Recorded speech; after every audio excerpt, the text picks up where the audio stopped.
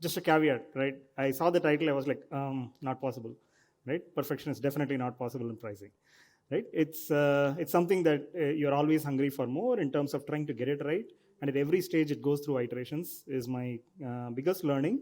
So pretty much everything that I'm going to share with are easily some of the learnings through our journey in serving our customers from a very interesting vantage point, and also dissecting some of the learnings of some of the SaaS giants out there, right? Because sometimes when we try to share our journey through the scale phase, right, we may miss out on the key learnings of somebody who has actually gone through that scale phase to somebody established. So I've tried to dissect from some of giants, but more than happy to cover some of the questions through our journey if you would like at some point of time. I'm going to try and breeze through most of the slides as much as possible and then leave more time for questions if that's all right.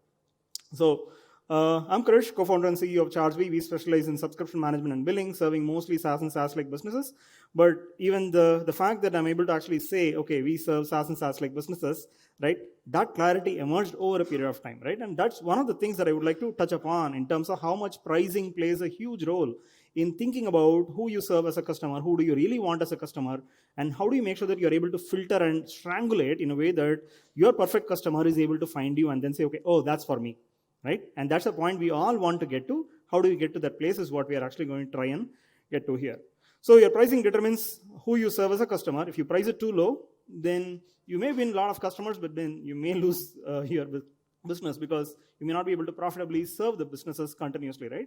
And we have a responsibility towards serving our customers, which means that we want to price it optimally to be able to profitably and really serve them well, right? Whoever is there as a customer. So this is standard and straightforward. We all know this, right? There are only 3 levers through which you can grow your business, starting with get more customers, reduce churn, of course, and expand with existing customers. I would like to focus heavily on the third aspect, which is expanding with existing customers in this part of the presentation when we go through different pricing pages of businesses. But more than happy to go into certain questions later on. So this is a classic chart, Thomas Tungus, one of the, if you haven't been following him, you should, right? I think the blog is there, tomtungus.com, TUNGZ.com. Fantastic blog on everything related to SaaS. With his permission, I'm sharing this. So imagine you are having 100 customers, right, in a particular cohort. And if your churn is 5%, then you have 95 customers left, right? Now, let's say you are charging $100 per month per customer, and then you've lost 5 customers. The second month, even after losing 5 customers, are you going to have less money from the 95 customers who are left with you, or are you going to have a little bit more money than the previous month, even after losing 5 customers, right? That defines whether you are going to have a healthy business or an unhealthy business. So the other chart actually indicates this is our dream, right? All our dream, right? To get to a point where you serve keep your customers. Of course, churn is inevitable. Even if you lose some of the customers, can your existing customers pay a little bit more than they did in the previous month is where we want to get to. But how do we get there? There are only a few levers, right? Few ways of doing it. Again, learning from the giants, right? One is seat expansion, right? We all know the per user model, which most of us actually follow, right? About 80% of the businesses, SaaS businesses around the world use per user, per seat kind of a billing model, which is straightforward.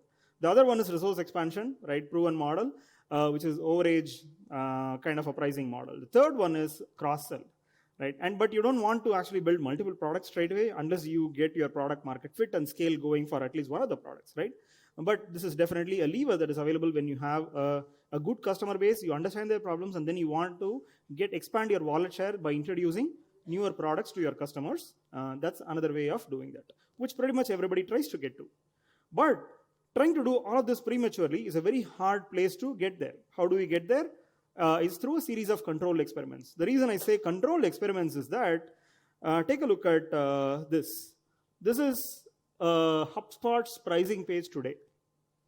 If any of us want to get to the place where HubSpot is today, trying to say, okay, let me build a pricing page that looks like HubSpot would actually be detrimental, right? Counterproductive in my opinion, right? Look at the number of variables that are there.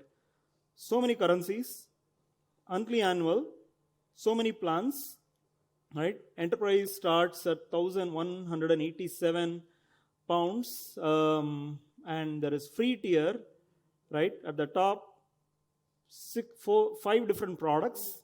Very hard place to get to try and actually get there, right? Even if you want to copy the pricing page design, right? But how do they get there, right? Let's take a look at that. But before that, a few ground rules, right? Especially the first one is a golden rule that I want you to be conscious of when you think about SaaS pricing, which is always grandfather prices for your existing customers, right? We are going to talk about experiments.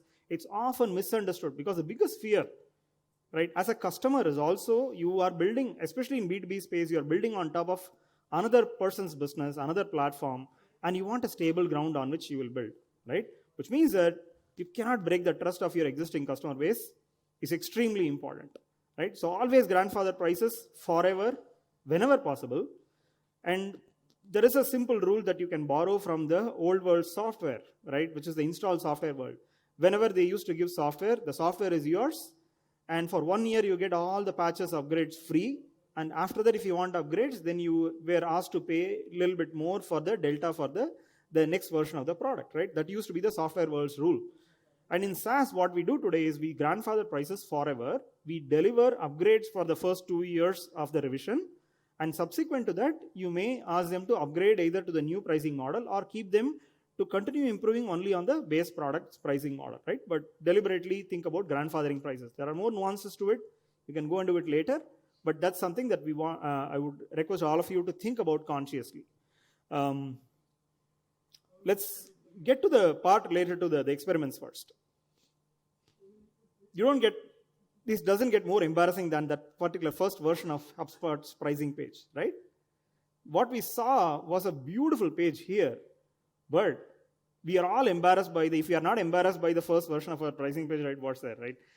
We all want to actually get to a place where it's beautiful, but it all starts somewhere where it's not that great. And think about how much clarity was there, or the lack of clarity was there in terms of how to price the product, and that's okay, right? They didn't want to leave money on the table. They didn't want to price it too high. They didn't want to price it too low, but not be able to charge on the overage.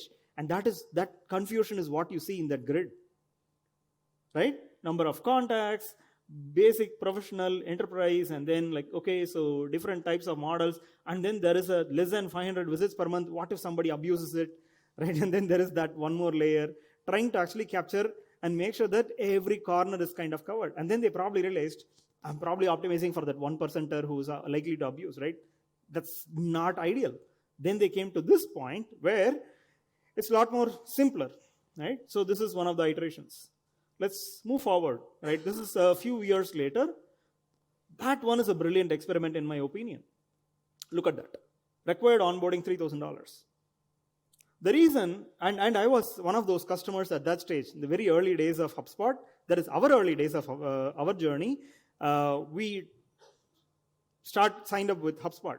And one of the things they insisted was, you have to pay $3,000 for 6 hours of consulting and a little bit of onboarding help. And the reason why they wanted to find out if we will be ready to shell out $3,000 was, it's not the money that matters to them. More importantly, it's a churn control mechanism. If there is nobody invested in making sure HubSpot is used effectively, right, the product is less likely to be successful, and all their energy invested in bringing you on board as a customer is wasted, right? So pricing acts as a filter to ensure who's my right customer, right? Now they started broad in the previous version where they wanted to get anybody as a customer. Now they understood a little bit more and then felt that, okay, the churn is high on the lower end. If they're not heavily invested in this, then this is probably happening, right? Probably an experiment to actually try and figure out, can I use pricing as a friction point to ensure that I'm getting the right customers who are invested in using my product? Right? Just like how we all insist on annual pricing whenever needed to reduce churn or to qualify a customer well, right?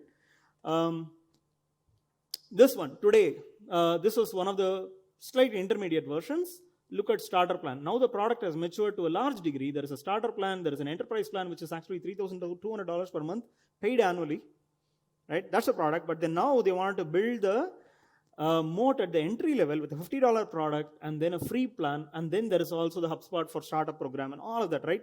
Defending the entry level territory very differently, but trying to actually get there early on might have been counterproductive to mature the product with the right customers. You want to build your product with the right customers, and then you eventually want to build the right kind of defense mechanism, right? It's fascinating. Any guesses? What is this?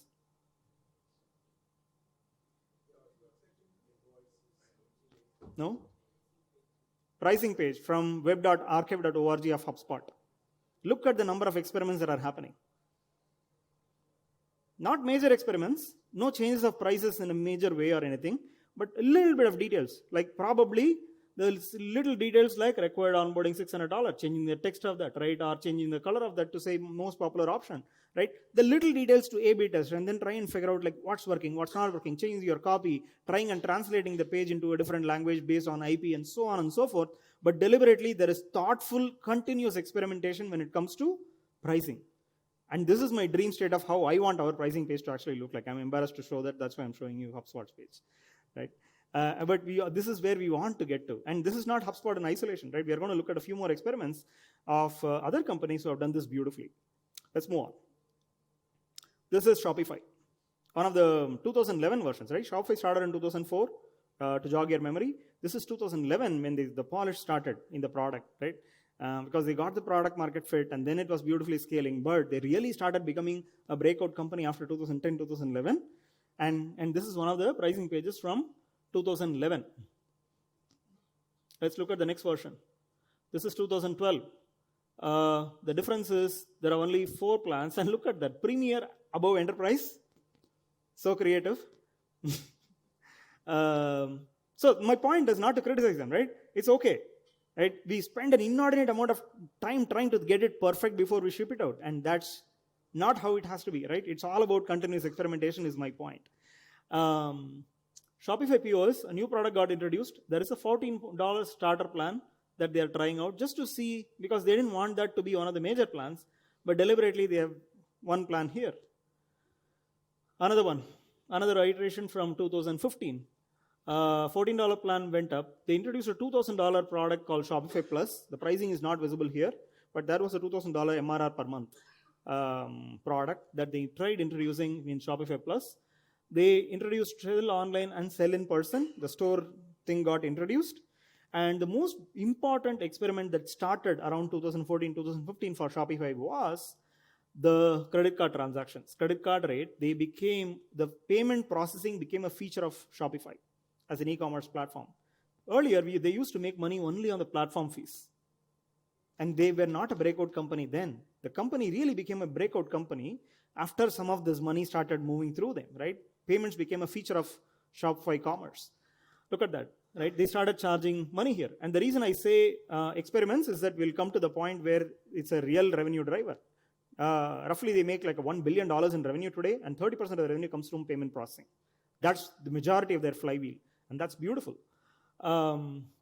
Let's move forward. Look at this. They tried experiments. Still, the experiments are coming. There is a $40 retail package that they tried introducing, and some extra features, and then an online store, $20 per month, right? Some experiments in 2015. This is 2015 again. The retail pack went down as a feature, right, into every plan, so it got included. And then there is a transaction fees that is becoming more and more detailed. Look at this. This was very, very important from Shopify perspective, using Shopify payments. No processing fees on Shopify payments. So because the payment processing was baked into it and you had to use one of those, and then they said you can use external payment gateway for which they will charge an additional 2% for use of any other payment processor, right? And that became a real flywheel. Imagine you're able to capture extra 2% of every single transaction that is going through your system simply because you're not using the default option. They did not start there, but they went through a controlled series of experiments to get to this point. So this is their current website pricing page, I believe, with platform fees, all the details, right? All of that. Now it looks beautiful. There is Shopify Plus, there is Shopify Lite, which they have now introduced. I don't know what that is, but maybe it could be another experiment, right? But the experiments never stop, and that is how it has to be. So your pricing has to, the biggest takeaway is you have to think of your pricing in tandem with how your product is continuously evolving, right? That's the most important lesson, right? It's not enough to think, okay, so your product is not going to remain static. You're always invested in improving your product day in and day out. And it's important that you're able to get to a point where you feel that you are actually capturing the value that your product delivers to enable your customers' growth, right? Because everybody wants to ensure that you get your highest value customers, and your customers are growing, and you are able to capture that value with your customers, right? And the 80-20 rule applies. 20% of your customers will deliver 80% of your revenue, and it's important that you are able to have those right value metrics that are continuously growing with the customers who are using your product the most. Moving on to another one, Zendesk. 3 iterations. Actually, really crappy pricing pages when you actually look at the design of web archive, right? 3 different iterations that you actually see. Must be, but the beautiful part about Zendesk experiments is that the experiments never stopped. There are so many things that I actually cut out because there are so many layers to this. Every year, there were several iterations of these pricing that they were going through. Let's look at some more versions. 2011, 2012. Again, right, simple things like having a $29 product and then cutting it out to $24, $59 cut into $49 for annual pricing, deliberately to see if people actually pick one versus the other and all of that, right? Let's look at this. This is a very interesting one. There is an enterprise plan, and then there is an enterprise elite plan. Why would anybody have that? In fact, they didn't even have features to justify what is an enterprise elite. $70 per user per month more for an enterprise plan. Imagine a customer with 1,000 seats talking to a salesperson and saying, guys, I want discount on your enterprise plan, right? As a customer, they are likely to ask for a discount because I'm going to purchase 1,000 seats. You don't want to start with $125 and then keep going down. Instead, they deliberately put an enterprise elite plan where it's charged $70 extra, and maybe the salesperson would say something like, you know what, we'll bring enterprise elite into your enterprise plan. We'll give enterprise elite at the price of enterprise because you're bringing in 1,000 seats, right? Your price anchoring works beautifully the moment you actually do something like that. Fascinating, right? And all they had was elite support, product training, uptime SLAs. That's it. They didn't really have anything else in the enterprise plan, but the experiments keep coming. This is one of the 2017 iterations, right? And your pricing always evolves with your competition, right? Pretty sure this particular space was getting commoditized, right? Freshworks was coming up, right? In a huge way, they were taking them on. Desk.com got acquired by Salesforce at some point of time, I think 2-3 years before that. And the competition was evolving, right? There were 800 such products in the market. And by this time, they were probably a $300-400 million company, Zendesk, right? After being public. So it's important to actually understand your space in the market, right? Where you are evolving. But let's go back to the same model that we spoke about at the beginning, which is you start with something really broad, and then you narrow it down to finding your ideal customers, continuously strangulate. And once you nail your customer base, then that is when you start expanding your offering services, right? And then try and go large, right? And that's how pricing again and again goes through iterations. One more example. Any guesses? Oh, actually, the name is there. Sorry. Status Page, right? This is one of the earliest versions of statuspage.io. Today, they are part of Atlassian, but beautiful iterations all through their journey. Let's look at this. Late 2013. This was early 2013. This is late 2013, right? So what you see is $19 hobby plan, and that became, and then there is a $99 per month, which is cut into $79 per month. And then the hobby plan became $29 per month product, right? And this was 2015. And still enterprise does not have a price plan. And there was a beautiful blog that these guys wrote later on, which was really nice based on their learnings, which is in enterprise, how do you actually charge 10x more, right? Actually, they charge 50 times more compared to their lowest tier plan. So this is the second product that they introduced, which is actually almost just a service, the same product, but introduced for private pages inside large organizations. So deliberately to start selling into enterprises, they were able to introduce what they called as a private page. Instead of trying to say, oh, buy 50 of those public pages, instead they said, let me give you private pages which never gets exposed outside your organization, but for all the internal applications, let me give you status page, right? We all know status.chargebee.com, status.stripe.com, right? All of those pages exist.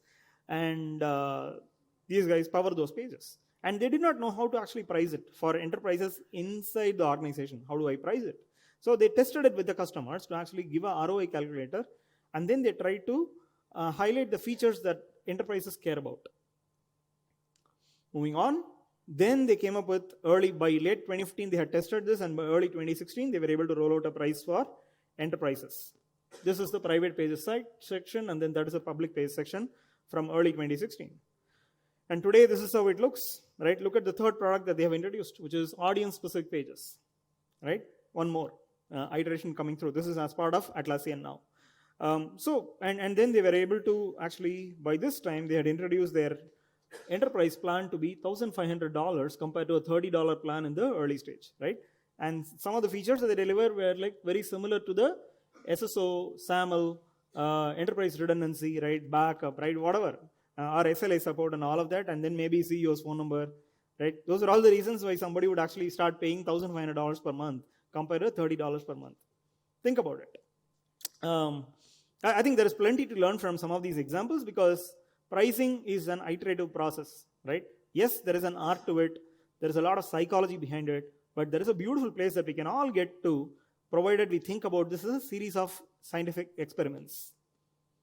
If there is one thing that I would like to leave you with, right, it is to believe that this is scary for a lot of folks. Let's say you're a salesperson, VP of sales, or a marketer, right? If you ask a marketer to actually just change it, unless you are able to, the founders or the CEO is also able to give the backing, it's very hard for people to actually take a leap of faith. It takes a certain leap of faith to run a pricing experiment because it can affect your demand funnel, it can affect your conversion funnel, and it is important that we understand that and then back them to try and do more experiments. And unless we are able to do that and push them to actually have a series of experiments, it's not an irreversible decision. And a lot of us actually go to,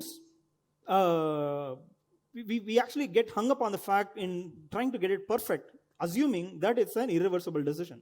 Whereas it's not, right? The moment you assume that your existing customers are taken care of and you're only running a lot of micro experiments for your new customers, it's a simple reversible decision, right? With that in mind, it is possible for you to iterate through it through every stage, right? Assuming you have hit product market fit, and then actually your experiments should start even more with greater velocity, right? From all the lessons that we just saw, it is important that you continuously think of this as a series of experiments and not just think, oh, so my product is scaling, I have product market fit, and somebody is able to sell, and we just forget about iterating through it for several years, which is a shame.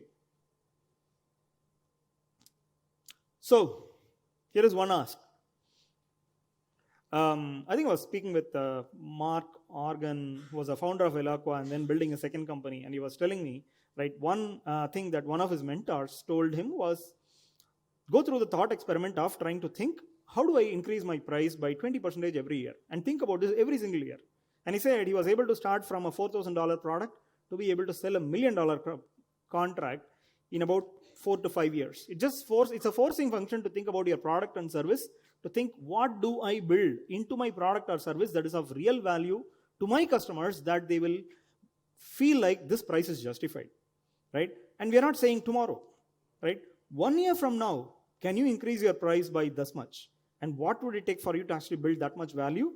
Is a beautiful thought experiment and a constraint through which you can think about this in a way that you figure out the value to build inside your product so you're able to charge more.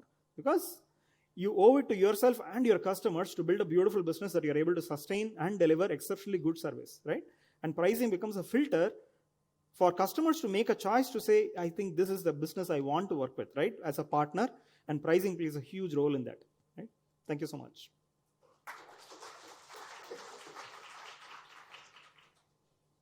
Yes, sir. How did you get to your current price point? I didn't want to show our pricing because... I was just yeah. Correct, right? A series of experiments, right? We started with something really silly, a first-time founder mistake, right? All the way from invoice-based pricing, which is just 20 cents per invoice kind of a pricing model. And then we iterated through it for a $49 plan, and then $79 plan. We went through several iterations. We have gone through 3 or 4 freemium iterations. And today we have a freemium tier, which is actually working beautifully for us, which is a $50,000 free tier. Before that, we used to have a 10 invoices free, freemium tier per month free, which used to attract a lot of customers who were all consulting businesses which never had more than 10 customers, and they thought this is free.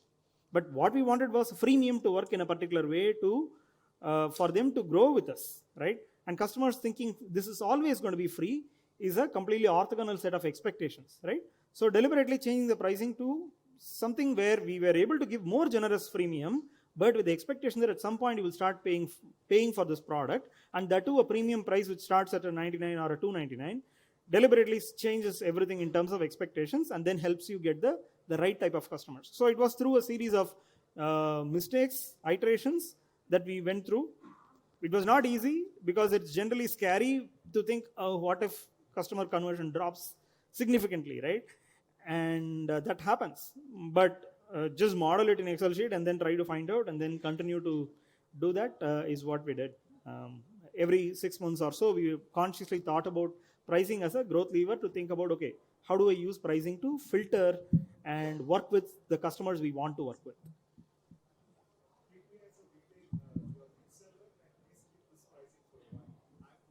No. So we don't change it for any of the customers, and this is something where, so when I say experiments, it is all the micro experiments we are talking about, right? This year we have iterated through 3 or 4 iterations, and you wouldn't even notice it as a customer, because if you are looking at US dollar pricing, everything is the same.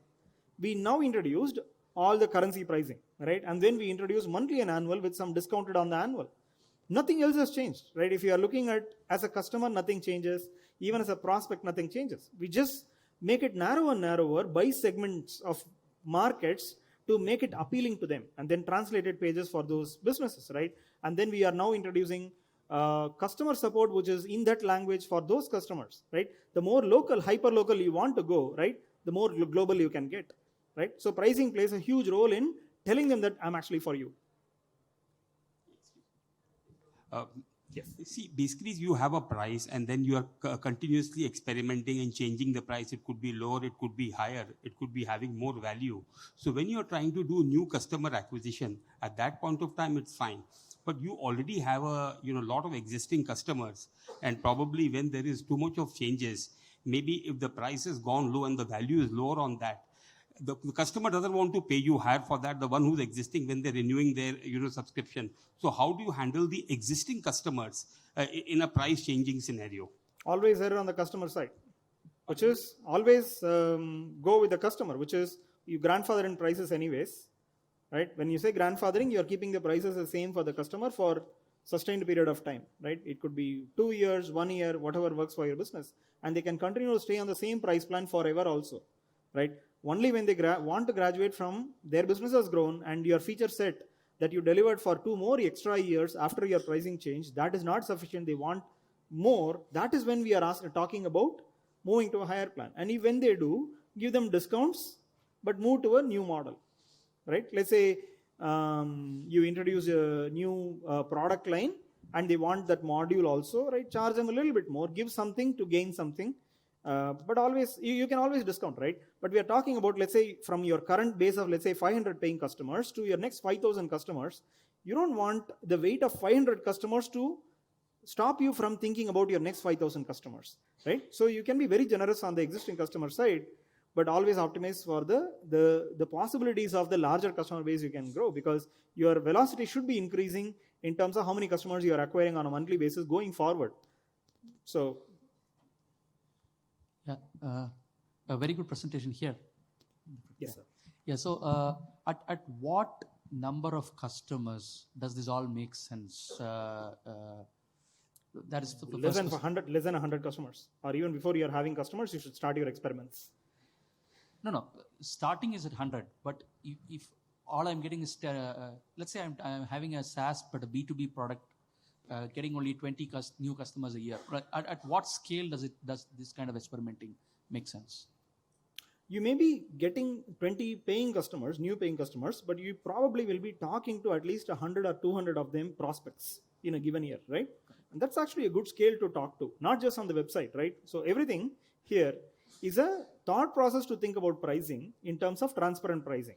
But this is very much applicable even if you are having enterprise pricing behind closed doors in a PDF or Excel sheet document. If you are sharing it, you have 200 data points to actually test it out. It's almost like saying, okay, so you want to test with blue and white envelope. How do you test it? You know exactly who got the blue envelope, who got the white envelope. You know the reaction points, right?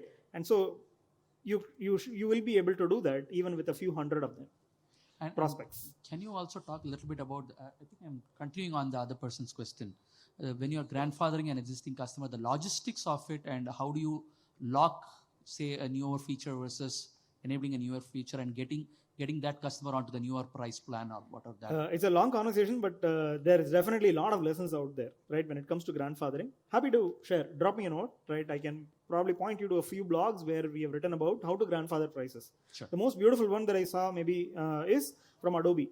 They sent a mail saying your pricing is changing on October 2021, October 22nd, 2021. Okay, fine. In 2 years later, I'm fine with this, right? They didn't say your pricing is changing, right? And then all your new prices change or any of that, right? They didn't shock you. Beautifully, they sent a mail saying 2 years later, your pricing is changing. Till the time, your price is same. There was zero shock. And then it was like, okay, 2 years later, that's okay. And then it was the best grandfather pricing mail that I received. Okay, thanks a lot. I have a question here. Is it good to publicly put the prices on the website, or because like some people are putting it publicly, some people are telling please contact us. For my own competitors, it was that way. SpaceX.com has transparent pricing. Okay. $75 million to send a rocket. Okay. Second question is it what do you think about free trials? Sorry, I'm not able to see who is. Here. Okay. Yeah. Free trials. It's a long conversation. There are plenty of experiments to run, right? Again, thinking about pricing, you should run a lot of trial and free trial, depending on the complexity of your product. We have a free forever sandbox, but at the same time, we also continuously experiment on how long you want to give the free trial so that you optimize for how much bandwidth is available on your side versus how you want the volume of customers to work on your side. So it's a continuous stream of experimentation as well. Hi, this is Hassan here. I run a SaaS startup. So your initial slides were talking about arriving to the right pricing. When do you really know you have arrived at the right pricing? When you never know, but you feel like, okay, so your metrics will actually tell you, right? Which is your customers are expanding with you. The best way to actually look at it is analyze your customer cohort. You have bad pricing when you look at your 12 months cohort, and if your customer cohort is actually shrinking all the time, definitely you have bad pricing. Doesn't matter how satisfied you are with it. If your customer cohort is shrinking, but how do you know if you're underpricing? Sorry? How do you know if you're underpricing? Doesn't matter whether you're underpriced or overpriced, right? If your customers are consuming more and more, right? Or even whether if you're not consuming more and more, any of that, your cohort is supposed to grow. Otherwise, you have a leaky bucket problem, right? You can keep on mooring more and more customers, and it's just a bad business to be in. Okay. Because you are investing in engineering to continuously improve value and features. Why are you then building features for your existing customers?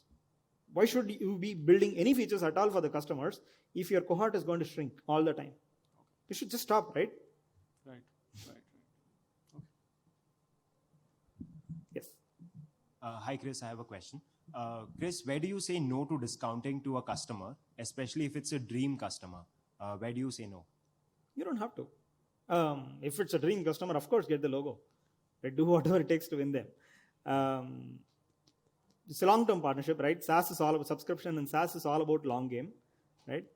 Have a healthy conversation to actually tell them that, okay, we want you as a customer. Your logo is valuable. Let's just make sure that we deliver value. For the first year, we'll discount it by, let's say, even whatever percentage you want to come up with, right? Let's say if you're desperate to actually get that customer, say, okay, this is my listed price. I'm going to give you 50% off or 70% off just because I want you as a customer. And then incrementally, let's just reduce the discount year on year, right? Have a healthy adult conversation with them and then tell them, explain to them, right? But just don't undercut the value of the product just because you want them as a customer. Right. Be bold enough to actually show the listed pricing and say, this is how much I value my product normally, but I want you as your logo because it'll help us. Right. But I want to be able to be a partner to serve you really, really well over the years. Right? I'm pretty sure you want that exceptional service. So let's get to a point where we meet midway. Right? Then you can cut your discount year on year, like 10% a year.